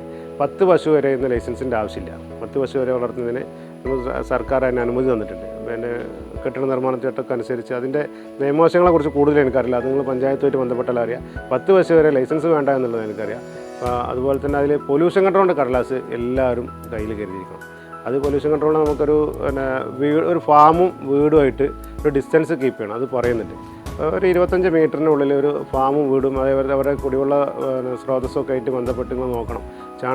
പിന്നെ ചാണകക്കുഴി നമ്മളെപ്പോഴും കോൺക്രീറ്റ് ചെയ്തിട്ട് അതിലേക്ക് മറ്റുള്ള ആളുടെ പറമ്പിലേക്കും ചാണകത്തിൻ്റെ നീരൊഴുക്കില്ലാതിരിക്കാൻ ശ്രദ്ധിക്കുക. അത് പ്രധാനപ്പെട്ട ഘടകമാണ്. മറ്റത് വീണ്ടും നമ്മൾ ഫാം തുടങ്ങി കഴിഞ്ഞാൽ പിന്നെ അതിന് ഒരുപാട് പ്രശ്നങ്ങൾ, ഒരുപാട് നൂലാമാലകൾ വേറെ വരും. അപ്പോൾ അത് ശ്രദ്ധിക്കേണ്ട കാര്യമാണ്. പിന്നെ ഈ മേഖലയിലേക്ക് കടന്നു വരുന്നവർ ശ്രദ്ധിക്കേണ്ടത്, നിങ്ങളൊരു ഫാം തുടങ്ങാൻ ഉദ്ദേശിക്കുന്ന പഞ്ചായത്തുകൾ സൊസൈറ്റി ഉണ്ടോ എന്ന് ആദ്യം ശ്രദ്ധിക്കണം. സൊസൈറ്റി ഉണ്ടാകും, മിക്ക പഞ്ചായത്തിലുണ്ടാവും. പക്ഷേ നിങ്ങൾക്ക് ആ ട്രാൻസ്പോർട്ടേഷനിലൂടെ എളുപ്പമാകുന്ന വേണ്ടിയിട്ട് ഒരുപാട് ദൂരമായി കഴിഞ്ഞാൽ ഇന്ന് പാലെന്ന് പറഞ്ഞാൽ അത്രയും പെട്ടെന്ന് കൂടുതൽ സമയം കേടാവാതിരിക്കുക, അതുപോലെ തന്നെ അതിന് അണുഗുണം, ഒരുപാട് ഗുണങ്ങൾ, അതിൻ്റെ ക്വാളിറ്റി, ഗുണമേന്മ അതൊക്കെ നോക്കണമെങ്കിൽ കറന്ന് വല്ലാതെ സമയം എടുക്കാതെ എത്രയും പെട്ടെന്ന് സംഘത്തിലേക്ക് എത്തിക്കാനുള്ള സംവിധാനങ്ങൾ നോക്കണം. അതിനുവേണ്ടി ആ പരിസരത്ത് സൊസൈറ്റിയിൽ ഉണ്ടെങ്കിൽ നിങ്ങൾക്ക് കുറച്ചുകൂടി സൗകര്യപ്രദമാകും. പിന്നെ ഇപ്പോൾ ഞാൻ തൊട്ടടുത്ത് നമ്മുടെ ഒരു സൊസൈറ്റി ഉണ്ട്, കോടൂർ സൊസൈറ്റി. ഞാൻ ആ സൊസൈറ്റിയുടെ പ്രസിഡൻറ്റ് കൂടിയാണ്. അതായത് സൊസൈറ്റി ഇനി ഇല്ലെങ്കിലും പ്രയാസപ്പെടേണ്ട കാര്യമില്ല. നമ്മൾ 25ഓളം കർഷകരെ ഉണ്ടെങ്കിൽ, 25 കർഷകരുണ്ടെങ്കിൽ ക്ഷീരവികസന വകുപ്പ് നമുക്കൊരു സൊസൈറ്റി റെഡിയാക്കി തരും, സൊസൈറ്റി ഇംപ്ലിമെൻറ്റ് ചെയ്ത് തരും. അതായത് പിന്നെ 25 പേരടങ്ങുന്ന കർഷകരെ ഞങ്ങൾക്ക് പ്രാദേശികമായിട്ട് പാല് വിറ്റഴിക്കാൻ നിർവാഹമില്ല എന്നുള്ളൊരു അപേക്ഷ 25 പേരടങ്ങുന്ന ആളുകളെ ഒരു അപേക്ഷ എഴുതി കൊടുത്തു കഴിഞ്ഞാൽ ബന്ധപ്പെട്ട ക്ഷീരവികസന ഓഫീസർ വന്നിട്ട് നിങ്ങൾക്ക് സമീപത്ത് പറ്റിയൊരു സ്ഥലം കണ്ടിട്ട് അവിടെ ഒരു കെട്ടിടമൊക്കെ വാടകയ്ക്ക് എടുക്കുകയാണെങ്കിൽ സൊസൈറ്റി രൂപീകരിക്കുക. സൊസൈറ്റി ഉണ്ടാക്കിയിട്ട് ആ സൊസൈറ്റിയിൽ കൂടി പാലാണെന്ന് മിൽമ വഴി നമുക്ക് വിതരണം ചെയ്യാൻ പറ്റും. ആ ഒരു ബേസിക് നമ്മൾ കാണണം ആദ്യം. പിന്നെ നിങ്ങൾ മൂല്യവർദ്ധിത ഉൽപ്പന്നം, ഞാനിവിടെ ഉണ്ടാക്കുന്ന മൂല്യവർദ്ധിത ഉൽപ്പന്നങ്ങളെന്ന് പറഞ്ഞാൽ പിന്നെ തൈരുണ്ടാക്കുന്നുണ്ട്, മോരുണ്ടാക്കുന്നുണ്ട്, വെണ്ണ, നെയ്യ്, പനീർ, അതുപോലെ തന്നെ സംഭാരം, ലസ്സി, മിൽക്ക് സർബത്ത്, പിന്നെ ഇതെല്ലാം ഇവിടെ അവൈലബിളാണ് എൻ്റെ അടുത്ത്. സിപ്പപ്പ് വരെ ഉണ്ടാക്കാം. അതായത് സിപ്പപ്പ് ഉണ്ടാക്കുക എന്ന് പറയുമ്പോൾ അത് വാല്യൂ ആഡഡ് പ്രോഡക്റ്റിലേക്ക് ഒരു പ്രധാനപ്പെട്ട സംഗതിയാണ്. പനീർ ഉണ്ടാക്കിയിട്ട് പനീർ നമ്മൾ ഉണ്ടാക്കുന്നതിന് വളരെ സിമ്പിളാണ്, യൂട്യൂബിൽ അടിച്ചാൽ കിട്ടുന്നത്. അപ്പോൾ അത് എല്ലാ സോഷ്യൽ മീഡിയയിൽ കിട്ടുന്ന കാര്യങ്ങളാണ്. പക്ഷേ എന്നാലും നിങ്ങൾ ട്രെയിനിങ്ങിനൊക്കെ പോയി കഴിഞ്ഞാൽ, നേരത്തെ തുടക്കത്തിൽ പറഞ്ഞ ട്രെയിനിങ്ങിന് പോയി കഴിഞ്ഞാൽ ഈ പനീർ ഉണ്ടാക്കുന്നതിനെ കുറിച്ച് അറിയാൻ പറ്റും. പനീർ ഉണ്ടാക്കിയിട്ട് പനീറിൽ നിന്നും ഒഴിവാക്കുന്ന അതായത് അതിൽ നിന്ന് ഒഴിവാക്കുന്ന വെള്ളം നല്ല എനർജി ഡ്രിങ്കാണ്. അതിൽ നമുക്ക് ഫ്ലേവർ ചേർക്കാം. ഇഞ്ചി ചേർത്തിട്ടുണ്ടാക്കുന്ന കുറച്ച് എരിവുള്ള ഒരു ഫ്ലേവർ ചേർക്കുക. അതുപോലെ തന്നെ അതിക്ക് പിന്നെ സ്ട്രോബെറിയോ അല്ലെങ്കിൽ പിന്നെ പിസ്ത ഇതൊക്കെ ചേർത്തിട്ട് നല്ല സിപ്പപ്പ്, ആ സിപ്പപ്പ് നല്ല വിലക്ക് വിറ്റ് പോകും. കുട്ടികൾക്കൊക്കെ ഇന്നിപ്പോൾ ഒരുപാട് പ്രിസർവേറ്റീവ്സ് ചേർന്നിട്ടുള്ള സിപ്പപ്പാണെന്ന് കടകളിൽ കിട്ടുന്നത്. ഇത് ഈ ഫാമിൽ നിന്നുള്ള ഫാം പ്രസ് മിൽക്ക് അല്ലെങ്കിൽ ഫാം പ്രോഡക്റ്റായിട്ട് സിപ്പപ്പ് ഒക്കെ സ്കൂളുള്ള തൊട്ടടുത്ത് സ്കൂളൊക്കെ ഉണ്ടെങ്കിൽ ആ സ്കൂളിൻ്റെ അടുത്ത് കടകളിലൊക്കെ കൂടി വിതരണം ചെയ്യാം. നല്ലൊരു വരുമാനമാണത്. അപ്പോൾ ഇതൊക്കെ ഇങ്ങനെ A to Z കാര്യങ്ങൾ ശ്രദ്ധിച്ചുകൊണ്ട് പോവുകയാണെങ്കിൽ ഒരു ഫാമിനെ ലാഭത്തിലാക്കാൻ പറ്റും. പിന്നെ എനിക്കിവിടെ ഏകദേശം ഒരു 20ഓളം പശുക്കളാണുള്ളത്. ഞാൻ ആ 20ഓളം പശുക്കളിൽ നിന്നും എനിക്ക് 225 മുതൽ 250 ലിറ്റർ പാൽ കിട്ടുന്നുണ്ട്. കാരണം അത് തുടക്കക്കാരൻ എന്ന നിലയ്ക്ക് ഒരു സംരംഭകന് ചിലപ്പോൾ നിങ്ങൾ അത്രയും മാനേജ് ചെയ്യാൻ സാധിച്ചോണമെന്നില്ല. നിങ്ങൾ എന്ത് ചെയ്യണം, ഒരു 10 പശുവിൽ നിന്നും മിനിമം ഒരു 120 ലിറ്റർ പാലുകൾ നിങ്ങൾ ഉൽപ്പാദിപ്പിക്കണം. 100 ലിറ്റർ പാൽ ഉൽപ്പാദിപ്പിച്ചാൽ മാത്രമേ നിങ്ങൾക്ക് നിങ്ങളുടെ ഉൽപ്പാദന ചെലവിനനുസരിച്ചൊരു വേതനം കിട്ടുള്ളൂ. പിന്നെ സ്വന്തം ജോലി ചെയ്യാനോട് തയ്യാറാക്കേണ്ട ജോലിക്കാരനെ വെക്കുകയാണെങ്കിൽ മിനിമം ഒരു 10 പശുവെങ്കിലും വേണം. എന്തെങ്കിലാണ് അതിൽ നിങ്ങൾക്ക് മുതലാവുള്ളൂ. കാരണം ആ വരവും ചിലവ് ഈക്വലൈസ് ചെയ്ത് പോകണമെങ്കിൽ 10 പശുവിൻ്റെ ഒരു ചെറിയ യൂണിറ്റുകൾ നിങ്ങൾ റെഡിയാക്കണം. അതിൽ വഴി നിങ്ങൾക്ക് സംഘത്തിൽ കുറച്ച് കൊടുക്കാൻ പറ്റണം. പ്രാദേശികമായിട്ട് നമ്മൾ വീട്ടാവശ്യം കഴിഞ്ഞ് പ്രാദേശികം വിൽക്കണം. അതുപോലെ തന്നെ ഏറ്റവും സിമ്പിളായിട്ട് ചെയ്യാൻ പറ്റുന്ന തൈര്, മോര്, വെണ്ണ, ഈ സാധനം നമുക്ക് വീട്ടിൽ തന്നെ വലിയൊരു മെഷീനറീസ് ഒന്നും ഇല്ലാതെ ചെയ്യാൻ പറ്റും. പിന്നെ വലിയ മെഷീനറി, ക്രീം സെപ്പറേറ്റർ കാര്യങ്ങളൊക്കെ നിങ്ങൾ വളർന്നു വരുന്ന സമയത്ത് ക്രീം സെപ്പറേറ്റർ ഉപയോഗിച്ചിട്ട് ക്രീം എടുത്തിട്ട് ആ പിന്നെ ക്രീമിനെ വെണ്ണയാക്കി നെയ്യാക്കി അതൊക്കെ വേറെ പ്രോസസ്സിംഗ് ആണ്. അത് വേറെ അങ്ങനെ നടത്തും വലിയ രീതിയിൽ ചെയ്യുന്നവർക്ക്. ഞാൻ പറഞ്ഞത് 10 പശുവിനെ വളർത്തുന്ന ഈ തുടക്കക്കാർ പുതിയ സംരംഭകർക്ക് ഈ മേഖലയിൽ പിടിച്ചു നിൽക്കണമെങ്കിൽ നിങ്ങളെ കൊണ്ട് കഴിയുന്ന, നേരത്തെ പറഞ്ഞ ഞാനൊരു തൈര്, അതുപോലെ തന്നെ മോര്, ഇതെല്ലാം നല്ല വിപണിയുണ്ട്. നമ്മൾ ഫാമിലുണ്ടാക്കുന്ന നാടൻ ഉൽപ്പന്നങ്ങൾക്ക് നല്ല വിപണിയുണ്ട്. അപ്പോൾ ഇത് സൊസൈറ്റിയിലും കുറച്ച് പാൽ കൊടുക്കുക. അതുപോലെ തന്നെ സൊസൈറ്റി പാൽ കൊടുത്താലേ നമുക്ക് ഔദ്യോഗികമായിട്ട് ക്ഷീരവികസന വകുപ്പിൻ്റെ സ്കീമുകൾ ഉൾപ്പെടുത്താൻ പറ്റുകയുള്ളൂ, പഞ്ചായത്തിൻ്റെ സ്കീമുകൾ ഉൾപ്പെടുത്താൻ പറ്റുകയുള്ളൂ. ത്രിതല പഞ്ചായത്ത് വഴി പാലിന് സബ്സിഡി കിട്ടും. അതെല്ലാം സൊസൈറ്റി പാലാണ് എന്നാലേ കിട്ടുള്ളൂ. പിന്നെ ഉരുക്കളെ ഇൻഷുറൻസ് എന്ന് പറയുമ്പോൾ ഉരുക്കളെ രജിസ്റ്റർ ചെയ്ത് ഇൻഷൂർ ചെയ്യുന്ന സംവിധാനം സർക്കാർ തലത്തിലും മിൽമയിലും സൊസൈറ്റികളിലൊക്കെ ഉണ്ട്. അത് ഒരു കർഷകനെ സംബന്ധിച്ച് ഏകദേശം 10 പശുവിനെ അവനെ മുഴുവൻ 10 നമുക്ക് കിട്ടിയെന്ന് വരില്ല. എന്നാലൊരു 4-5 പശുവിന് വരെ നമുക്ക് ത്രിതല പഞ്ചായത്തിൻ്റെ, അതായത് മൃഗാശുപത്രികൾ വഴി, ബന്ധപ്പെട്ട തൊട്ടടുത്തുള്ള മൃഗാശുപത്രി, നമ്മൾ പഞ്ചായത്തിൻ്റെ മൃഗാശുപത്രികൾ വഴി ഗോസമൃദ്ധി, പിന്നെ ഗോരക്ഷ, അങ്ങനെ ഒരുപാട് വിവിധ പേരുകളായിട്ടുള്ള ഇൻഷുറൻസ് സ്കീമുണ്ട്. അതിനാകുമ്പോൾ അതിന് പ്രീമിയം കുറവാണ്. നമ്മളൊരു പ്രീമിയം നേരിട്ട് ഒരു പശുവിനെ പ്രീമിയം എടുക്കുകയാണെങ്കിൽ ഒരു 3500 4000 രൂപ വരെ നമുക്ക് പ്രീമിയം അടച്ചെങ്കിൽ നമുക്ക് ഒരു 65,000 ഒരു പശുവിന് 65,000 രൂപ വിലയുള്ള പശുവിന് 65,000 രൂപയ്ക്ക് ഇൻഷുർ ചെയ്യാൻ പറ്റുള്ളൂ. അതിന് പകുതി പൈസക്ക് അല്ലെങ്കിൽ ഒരു 25% പ്രീമിയം അടച്ചുകൊണ്ട് ചെയ്യുന്ന പദ്ധതികൾ ഇന്ന് പഞ്ചായത്തിലും സൊസൈറ്റികളിലും മിൽമയിലൊക്കെ ഇന്ന് സുലഭമാണ്. അപ്പോൾ അതും കൂടെ ആൾക്കാർ നമ്മുടെ കർഷകരെ ശ്രദ്ധിക്കണം. കാരണം ഒരു പശു മരണപ്പെട്ട് കഴിഞ്ഞാൽ വരുന്ന നഷ്ടം നമുക്ക് താങ്ങാൻ പറ്റുന്നതല്ല. അപ്പോൾ ഏകദേശം ഒരു പശുവിന് 75,000 രൂപ മുതൽ 1,00,000 രൂപ വില വരുന്ന പശുക്കളുണ്ടാവും. അപ്പോൾ ഇതിന് ഇൻഷുറൻസ് നമ്മൾ നിർബന്ധമായി ചെയ്യുക. അത് ആരും വീഴ്ച വരുത്തരുന്ന കാര്യത്തിൽ. പിന്നെ അതുപോലെ തന്നെ ഏകദേശം 10 പശു ഉണ്ടെങ്കിൽ 10 പശുവിൻ്റെ ഏകദേശം ഒരു 120 ലിറ്റർ പാലുണ്ടെങ്കിൽ സൊസൈറ്റിയിൽ അളന്നാൽ തന്നെ ഒരു 6,000 രൂപ വരുമാനം കിട്ടും. പിന്നെ അതിൽ നിന്ന് ആ 120 ലിറ്റർ പാലിന് നമ്മളൊരു 40 ലിറ്ററെങ്കിലും ലോക്കൽ സെയിലോട് വിൽക്കാൻ കഴിയണം. അപ്പോൾ നമുക്കൊരു അധിക വരുമാനം കിട്ടും അതിൽ നിന്ന്. അപ്പോൾ അതിൻ്റെ ഏകദേശം ഒരു 6,000 രൂപ നമുക്ക് ഒരു ദിവസം വരുമാനം ഉണ്ടെങ്കിൽ ഒരു 4,000 രൂപയിലേക്ക് ചിലവ് എന്തായാലും വരുന്നുള്ള കാര്യങ്ങൾ കണക്കാക്കണം. 2,000 രൂപയിൽ മിച്ചം കിട്ടും. അതിൽ വലിയൊരു കൊള്ളലാഭം ഇതിൽ കിട്ടില്ല. 2,000 രൂപ പെർ ഡേക്ക് നമുക്ക് കിട്ടും. അങ്ങനെ മറ്റുള്ള തൊഴിലിലേക്ക് അപേക്ഷിച്ച് നോക്കുകയാണെങ്കിൽ പെർ ഡേ ഒരു ദിവസം മുടങ്ങാതെ കിട്ടുന്നൊരു കാര്യമാണ്. അപ്പോൾ അതിലേക്ക് പിന്നെ ഞാൻ പറഞ്ഞ ഈ കാര്യങ്ങളൊക്കെ തുടക്കത്തിൽ പറഞ്ഞ കാര്യങ്ങളൊക്കെ ശ്രദ്ധിക്കുകയാണെങ്കിൽ വലിയ രീതിയിൽ ലാഭം ഏൺ ചെയ്തുകൊണ്ട് നിങ്ങൾക്ക് മേഖല മുന്നോട്ട് കൊണ്ടുപോകാൻ പറ്റും എന്നാണ് എനിക്ക് പറയാനുള്ളത്.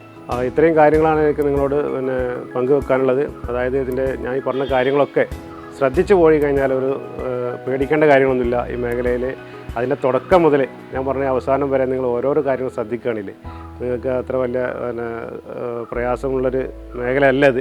കാരണം ഇതെല്ലാം അറിഞ്ഞിട്ട് കൃഷി ചെയ്യാനും അതുപോലെ തന്നെ ഇതിന് കുറച്ച് താല്പര്യമുള്ള കർഷകരായിരിക്കണം. ഇത് പശുവായിട്ട് ബന്ധപ്പെട്ട അതായത് ഈ സഹജീവികളോട് അതുപോലെ തന്നെ നമ്മുടെ മൃഗങ്ങളെ പരിപാലിക്കാൻ കുറച്ച് ഇൻട്രസ്റ്റഡ് ആയിട്ടുള്ള ആൾക്കാരാണെങ്കിൽ വളരെ ഈസി ആയിട്ട് ഈ മേഖല കൊണ്ടുനടക്കുക. ഒരുപാട് ആജീവനാന്തം കൊണ്ടുനടക്കാൻ പറ്റും. പിന്നെ ഇന്ന് ഒരുപാട് മെഷീനറീസ് ഉണ്ട് ഇത് ചെയ്യാനുള്ള. അതുപോലെ തന്നെ സമൂഹത്തിനിടയിൽ തന്നെ നല്ലൊരു മേൽവിലാസം നിങ്ങൾക്ക് കയ്യിൽ കിട്ടും. കാരണം പശു വളർത്തുക. കാരണം ഞാൻ തന്നെ ഇപ്പോൾ ക്ഷീരസഹകരണ സംഘത്തിൻ്റെ പ്രസിഡൻ്റാണ്, തന്നെയല്ല ഈ മലബാർ ഡയറി ഫാർമേഴ്സ് അസോസിയേഷൻ്റെ സംസ്ഥാന ജനറൽ സെക്രട്ടറി കൂടിയാണ്. കാരണം ഞാൻ ഈ മേഖലയിലേക്ക് വന്നത് ഈ പശു വളർത്തിക്കൊണ്ടാണ്. അങ്ങനെ നല്ലൊരു സമീപനം എല്ലാ മേഖലയിലും ഇതിൽ കിട്ടുന്നുണ്ട്. നല്ല രീതിയിൽ മോട്ടിവേഷൻ കിട്ടുന്നുണ്ട്. വലിയൊരു മേഖല തന്നെ അതിനുണ്ട്. ക്ഷീരവികസന വകുപ്പ്, മൃഗസംരക്ഷണ വകുപ്പ്, ഇതിന് മിനിസ്റ്റേഴ്സ് ഉണ്ട്, അതുപോലെ തന്നെ ബന്ധപ്പെട്ട ഓഫീസുകളുണ്ട്. ഇതിലെല്ലാം നിങ്ങൾക്ക് സമയാസമയങ്ങൾ ബന്ധപ്പെട്ടാൽ നിങ്ങൾക്ക് വേണ്ട അഡ്വൈസ് കിട്ടും. ഇനി വേണമെങ്കിൽ കൂടുതൽ എന്നായിട്ട് ബന്ധപ്പെട്ടാൽ തന്നെ ഞങ്ങൾ വലിയൊരു സംസ്ഥാനത്ത് ഒട്ടാകെയുള്ള വലിയൊരു കൂട്ടായ്മയുണ്ട്. ഈ കൂട്ടായ്മയിൽ നിങ്ങൾക്ക് വേണ്ട നിർദ്ദേശങ്ങൾ തരാം. ഏതൊക്കെ നിർദ്ദേശങ്ങളാണ്, എന്തൊക്കെ നിങ്ങൾ ഇതിൽ ഫെയിലാകുന്ന കാര്യങ്ങളെക്കുറിച്ച് വിജയം മാത്രമല്ല ഫെയിലായ കാര്യങ്ങളെക്കുറിച്ചും നിങ്ങൾക്ക് വേണമെങ്കിൽ നിങ്ങൾ ഇതിനെക്കുറിച്ച് പ്രതികരിക്കാൻ കഴിയുന്നതാണ്. ഞാൻ ഏകദേശം 10-22 വർഷമായിട്ട് ഈ മേഖലയിൽ പ്രവർത്തിക്കുന്നുണ്ട്. ഞാൻ ഇത്രയും കാര്യങ്ങൾ ശ്രദ്ധിച്ചു പോകുന്നതുകൊണ്ടാണ് ഞാൻ നല്ല രീതിയിൽ ഈ പരിപാടി എനിക്ക് നല്ല രീതിയിൽ ലാഭത്തിലാക്കാൻ സാധിച്ചതും. തുടക്കം മുതലേ പറഞ്ഞ കാര്യങ്ങളൊക്കെ ശ്രദ്ധിച്ചു വരികയാണെങ്കിൽ വലിയ രീതിയിൽ നമുക്കൊരു വരുമാനം ഉണ്ടാക്കാം. എന്നെ സംബന്ധിച്ച് പറയുകയാണെങ്കിൽ മറ്റു വരുമാനങ്ങളൊന്നും തന്നെ ഇല്ല. അപ്പോൾ ഈ പശുവിൽ നിന്നും പാലിൽ നിന്നും ഇത് കിട്ടിട്ടുള്ള വരുമാനം കൊണ്ട് തന്നെയാണ് ഞാൻ ജീവിക്കുന്നത്. കാരണം ഇന്നത്തെ പുതു സംരംഭകർക്ക്, യുവതലമുറയ്ക്ക് എനിക്ക് പറയാനുള്ളൊരു മെസ്സേജ് എന്ന് പറഞ്ഞാൽ ഇത് നിങ്ങൾ ഇങ്ങനെ ശ്രദ്ധിച്ചു കഴിഞ്ഞാൽ ഒരു പ്രയാസമില്ല. നിങ്ങൾക്കും തന്നെ ഈ മേഖലയിൽ നല്ല രീതിയിൽ ഉയരങ്ങളിൽ എത്തിപ്പെടാൻ സാധിക്കും. നിങ്ങൾക്ക് ഉയരങ്ങളിൽ എത്തിപ്പെടാൻ സാധിക്കട്ടെ എന്ന് ആശംസിച്ചുകൊണ്ട് നിർത്തുന്നു. നന്ദി, നമസ്കാരം. പുതിയ സംരംഭകർക്ക് അല്ലെങ്കിൽ നിലവിലുള്ള സംരംഭകർക്ക് താജുക നല്ല നിർദ്ദേശങ്ങളും ഉപദേശങ്ങളുമാണ് നൽകിയിരിക്കുന്നത്. ഇതോടൊപ്പം തന്നെ നാം പ്രാധാന്യം കൽപ്പിക്കുന്നതാണ് ഗവൺമെൻറ് ഡിപ്പാർട്ട്മെൻറ്റിലെ ക്ഷീരവികസന വകുപ്പും അതോടൊപ്പം തന്നെ മൃഗസംരക്ഷണ വകുപ്പും. ഈ 2 വകുപ്പിലെയും പ്രധാന ഉദ്യോഗസ്ഥർക്ക് എന്തൊക്കെയാണ് ഈ കാര്യത്തെക്കുറിച്ച് പറയാനുള്ളത് എന്ന് നമുക്ക് നോക്കാം. നമസ്കാരം. മൃഗസംരക്ഷണ മേഖല ഇന്ന് വളരെ നല്ല രീതിയിൽ ഒരുപാട് ചെറുപ്പക്കാരെ ആകർഷിച്ചു കൊണ്ടിരിക്കുന്ന ഒരു മേഖലയാണ്. പ്രത്യേകിച്ചും പൊതുസംരംഭകരായിട്ട് വരുന്നവർക്ക് ഏറെ സാധ്യതയുള്ള ഒരു മേഖല കൂടിയാണ് ഇത്. മൃഗസംരക്ഷണ ക്ഷീരവികസന മേഖല. അനുസ്യൂതമായ മാറ്റങ്ങളും ഈ മേഖലയിൽ വന്നുകൊണ്ടിരിക്കുന്നുണ്ട്. അതിൽ പ്രധാനപ്പെട്ട ഒന്നാണല്ലോ നമ്മുടെ ക്ഷീരവികസന മേഖലയിൽ. ഈ മേഖലയുടെ ഒരു പ്രത്യേകത എന്ന് പറയുന്നത് നമുക്ക് എളുപ്പത്തിൽ വരുമാനമുണ്ടാക്കാൻ സാധിക്കുമെന്നുള്ളതാണ്. അതുപോലെ മുതൽ മുടക്ക് മറ്റ് പല മേഖലയെ അപേക്ഷിച്ച് കുറവാണ്. മറ്റൊന്ന്, നമുക്ക് സമ്പൂർണ്ണ തൊഴിൽ ദിനങ്ങളാണ്. ഒരു ക്ഷീരകർഷകൻ ഒരു ഡയറി ഫാം നടത്തുന്ന ആളെ സംബന്ധിച്ചിടത്തോളം 365 ദിവസം അയാൾക്ക് തൊഴിൽ ദിനമാണ്. അങ്ങനെ സമ്പൂർണ്ണമായിട്ട് തൊഴിൽ ദിനം ലഭിക്കുന്നത് കൊണ്ട് തന്നെ അതിനനുസൃതമായിട്ടുള്ള വരുമാനവും നമ്മുടെ കർഷകർക്ക് ലഭിക്കുന്നു എന്നുള്ളതാണ്. പിന്നെ വികസന സാധ്യത വളരെ കൂടുതലാണ്. വ്യത്യസ്തമായ മേഖലകളുണ്ട്. പശു വളർത്തലിനോടനുബന്ധമായി ചെയ്യാവുന്ന മറ്റ് പലതുമുണ്ട്. അപ്പം അങ്ങനെ വികസന സാധ്യത അഥവാ ഡൈവേഴ്സിഫിക്കേഷനൊക്കെ ഉള്ള ഒരു മേഖലയായിട്ടും നമ്മുടെ ഈ മൃഗസംരക്ഷണ മേഖലയെ നമുക്ക് കാണാൻ പറ്റും. പുതുതായിട്ട് വരുന്ന ഒരാളാണെങ്കിൽ ചെറിയ രൂപത്തിൽ തുടങ്ങുക. ഒരു 3-4 പശുക്കളെ വെച്ച് തുടങ്ങി നമുക്കതിൽ നിന്ന് കുറേ പഠിക്കാനുണ്ട്. അങ്ങനെ പഠിച്ച് ട്രയൽ ആൻഡ് എററിലൂടെ മാത്രമേ നമ്മൾ അതിലേക്ക് പൂർണ്ണമായിട്ടും പ്രവേശിക്കാവൂ. നല്ല ഗുണമേന്മയുള്ള പശുക്കളെ നമ്മൾ സംഘടിപ്പിച്ച് കൊണ്ടുവരണം. അതിൽ തന്നെ പകുതി എണ്ണമേ കറവയിലുണ്ടാകാൻ പാടുള്ളൂ. എല്ലാം കറവയിൽ 10 പശുക്കളും കറവയുള്ള പശുക്കൾ എന്ന് പറയുന്നതും പലപ്പോഴും അങ്ങനെ സംഭവിക്കാറുണ്ട്. അതും നമുക്ക് പരാജയത്തിന് കാരണമാകും. പകുതി പശുക്കൾ കറവയിലുള്ളവ, പിന്നെ ഒരു 25% ഗർഭിണികൾ പ്രസവം അടുത്തവ, ബാക്കി 25% ഗർഭം ധരിച്ചവയോ അല്ലെങ്കിൽ മറ്റ് കറവയിലുള്ളവയോ. ആ രൂപത്തിൽ പ്ലാൻ ചെയ്തുകൊണ്ട് വേണം നമ്മൾ ഈ 10 പശുക്കളെ തുടങ്ങാൻ. വളരെ ശാസ്ത്രീയമായിട്ട് നിർമ്മിച്ച തൊഴുത്തായിരിക്കണം. ആ ഷെഡിൻ്റെ അശാസ്ത്രീയത മാത്രം മതി പശുക്കൾക്ക് പലതരം രോഗങ്ങളുണ്ടാക്കാനും അതുവഴി പാലിൻ്റെ ലഭ്യത കുറയാനും അതൊക്കെ കാരണമാക്കും. ഇതിനൊക്കെ എനിക്ക് പറയാനുള്ള നിർദ്ദേശം, ഇങ്ങനെ സംരംഭകരായി വരുന്നവർ അതിൻ്റെ ഇത് തുടങ്ങുന്നതിന് തൊട്ട് മുമ്പായിട്ടെങ്കിലും ഇതിൻ്റെ ശാസ്ത്രീയ പരിശീലനമുണ്ട് നമുക്കിപ്പോൾ. ഇപ്പം മിക്കവാറും എല്ലാ ജില്ലകളിലും, ഒരുവിധം ജില്ലകളിലൊക്കെ തന്നെയും മൃഗസംരക്ഷണ വകുപ്പിന് പരിശീലന കേന്ദ്രങ്ങളുണ്ട്. അതുപോലെ ക്ഷീരവികസന വകുപ്പിനുമുണ്ട്. അപ്പോൾ അത്തരം കേന്ദ്രങ്ങളിൽ പോയി നമ്മൾ അപേക്ഷ കൊടുത്ത് പോയി അവിടെ ചെന്ന് ഇതിൻ്റെ ഏകദിന പരിശീലനമെങ്കിലും നമ്മൾ നേടിയിരിക്കണം. പിന്നെ പ്രധാനപ്പെട്ട മറ്റൊരു കാര്യം എനിക്ക് പറയാനുള്ളത് ഈ രോഗപ്രതിരോധവും രോഗചികിത്സയുമാണ്. നമുക്കറിയാം സങ്കരയിനം പശുക്കളായതുകൊണ്ട് തന്നെ രോഗസാധ്യത വളരെ കൂടുതലാണ് നാടൻ പശുക്കളെ അപേക്ഷിച്ച്. അപ്പോൾ കൃത്യമായ രോഗപ്രതിരോധ പരിപാടികൾ, നമ്പർ 1 ശുചിത്വമാണ്, നമ്പർ 2 രോഗപ്രതിരോധ കുത്തിവയ്പ്പുകളാണ്. കുളമ്പ് രോഗമടക്കമുള്ള മിക്കവാറും എല്ലാ അസുഖങ്ങൾക്കും ഇന്ന്, പകർച്ചവ്യാധികൾക്ക് ഇന്ന് പ്രതിരോധ കുത്തിവയ്പ്പുകളുണ്ട്. അപ്പോൾ നമ്മുടെ സ്ഥലത്തുള്ള മൃഗാശുപത്രിയുമായി ബന്ധപ്പെട്ട് കാലാകാലങ്ങളിൽ ചെയ്യുന്ന ആ കുത്തിവയ്പ്പുകളൊക്കെ തന്നെ നമ്മൾ ചെയ്തിരിക്കണം. അപ്പോൾ അതുകൊണ്ട് താല്പര്യമുള്ള വ്യക്തികൾ കടന്നു വന്നു കഴിഞ്ഞാൽ അവർ മുന്നോട്ട് പോകും. മറിച്ച് വല്ലാണ്ട് അധ്വാനിക്കാതെ ലാഭം മാത്രം എന്ന ഒരു മനസ്സോടുകൂടി വന്നു കഴിഞ്ഞാൽ ഈ മേഖലയിൽ പിടിച്ചു നിൽക്കാൻ പ്രയാസമാണ്. നമ്മളുകൂടെ അധ്വാനിക്കാൻ തയ്യാറാവണം.